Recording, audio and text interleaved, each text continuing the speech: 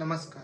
देशातील प्रत्येक राज्यात लाखो मुली, महिला व मुली बेपत्ता होणे हे काही सामान्य घटना नाही. यामागे राष्ट्रीय व आंतरराष्ट्रीय स्तरावरील काही बड्या माफिया टोळींचा हात आहे. लव जिहाद, लैंगिक शोषण, मानवी तस्करी, धर्मांतरण इत्यादी देशविरोधी कारवायांशी त्यांचा संबंध आहे. देशभरातील केवळ महिलांवर बलात्काराच्या घटना नव्हे तर महिला व मुलींच्या हरवण्याच्या घटनेमध्ये झपाट्याने वाढ होत आहे.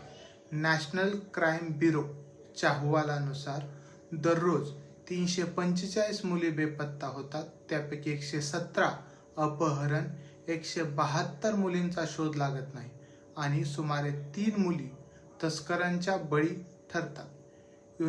युनायटेड नेशन पॉप्युलेशन फ्रंटनी जारी केलेल्या 2020च्या ग्लोबल पॉप्युलेशन स्टडीज रिपोर्टनुसार 2020 पर्यंत भारतातील 4.58 कोटी आणि चीनमध्ये 7.23 कोटी महिला बेपत्ता झाल्या आहेत.